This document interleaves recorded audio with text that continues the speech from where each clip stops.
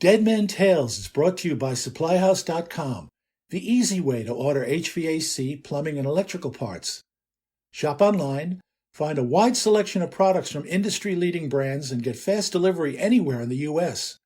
And being a pro has its perks. Apply to be a SupplyHouse.com Trade Master and get access to a dedicated phone line, free shipping and returns, and discounts on every order. Join the thousands of trade pros already benefiting from their free membership at supplyhouse.com/trademaster. That's supplyhouse.com/trademaster. From heatinghelp.com, it's Dead Men Tales. I'm Dan Holohan. The lovely Marianne's cousin, Suzanne, married Phil back in the early 70s when we were all young, dumb, irresponsible, and absolutely bulletproof. Phil had come from Dublin, Ireland, by way of London, England, where he once slept in a tree because the rent was right. When he arrived in New York City with little more than dreams and a body about the size and hardness of a corner mailbox, he went to work in the heating trade and eventually became a union steam fitter. We moved Phil and Suzanne from their apartment in the borough of Queens to a house in upstate New York on one of those bulletproof days way back when. It was about a 2-hour commute each way to where Phil would spend the following 40-plus years building New York City, and he would have to rise before 4 a.m. each morning to catch the bus. But it was all worth it for him, and he could sleep on the bus. I didn't know where we were going that day, so I asked Phil's crazy Irish brothers who had been up to see the new house, "How far is it from here to there?" One brother thought for a moment and then said, "I think it's about a 5-beer drive." And the other brother said, "You think so? I think it's a 6. And so it was. And I know how irresponsible all of that business sounds nowadays, but I'm telling this story, and that's just the way it happened. Young and dumb, and most of those brothers are gone now. As the years passed, children, mortgages, and difficult times peeled away our bulletproofing. We all managed to stay alive, often in spite of ourselves, and each went his own way. I became a writer, and Phil kept building those towers in New York City. We'd get together often, and I would ask him about where he was working and about that latest bump on his head or that scar that wasn't there the last time we met, and we would settle down into another wonderful story about the work. It was always about the work, and about the wackiness of New York City. The women would sit over there and talk about the kids. Phil and I would talk about the work. We never tired of it.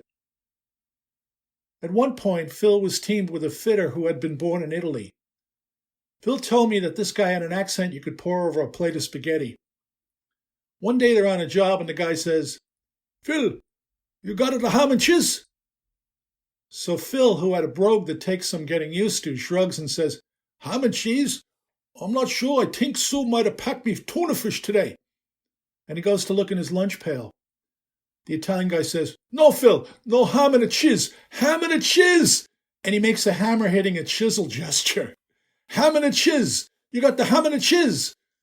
So Phil went to get him the hammer and chisel. Isn't that just the best? I was in Philadelphia, and I got to see the sunrise from the top of one of the city's tallest buildings. There's a ballroom up there, and I was doing a seminar for the district heating company's customers. Trigen ran Philly's district heating system back then, and I was drinking coffee made by Trigen Steam, 50 stories up. I looked at the river and the land, and I had better understanding of why this American city came to be where it is. You could find a lot of perspective up there in that ballroom. I looked down at the cooling towers and the basketball courts on the roofs of the buildings, things that people on the ground never stop to think about. Looking down at the roof of the hotel where I had spent the previous night, I spotted a steel pipe that puffed Trigen steam. I had a good long time to think while I waited for the people to show up. 30 miles of steam pipes run under Philadelphia's sidewalks, not its streets. They did it that way to keep the weight of the traffic off the pipes. The people at Philadelphia Electric made that decision more than 100 years ago. Smart. The natural gas that makes the high-pressure steam comes all the way from Texas, brought through a steel pipe, welded together section by pipe fitters. Think of it, all the way from Texas.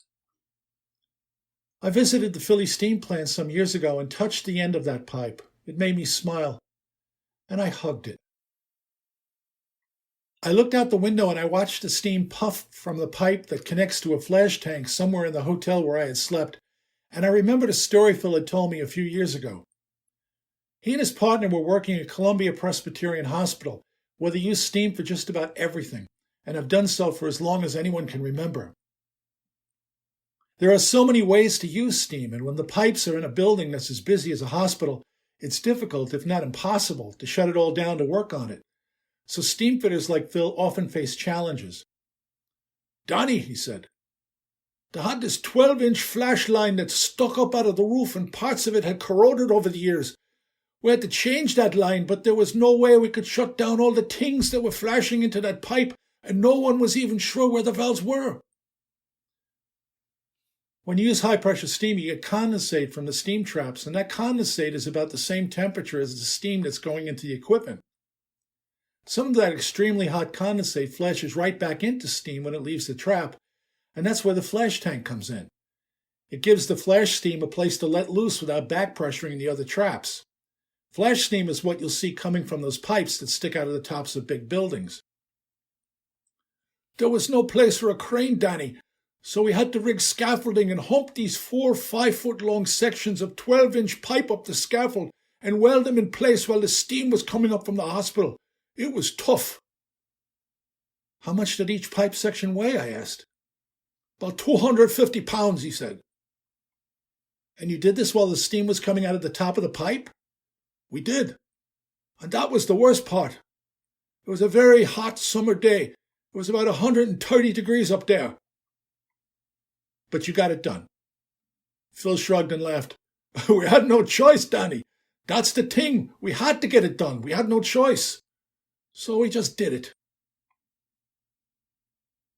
Phil and I and the wives went to Key West, Florida one year to be silly without adult supervision.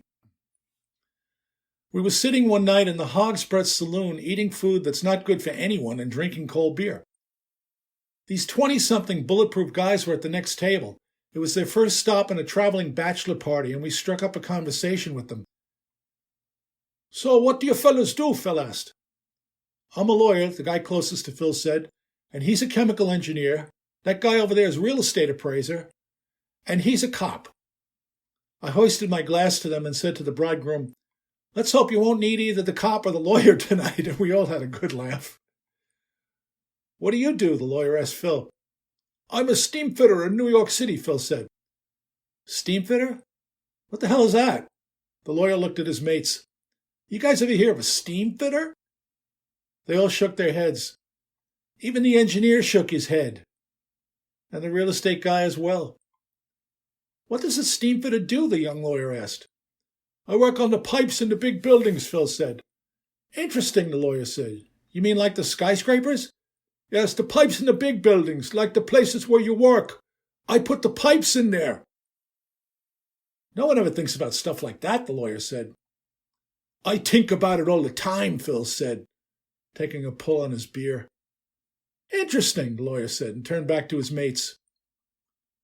Phil looked at me and shrugged, and we had a good laugh about that, about how few people ever think about what fitters do every day, and about how they make it look so easy.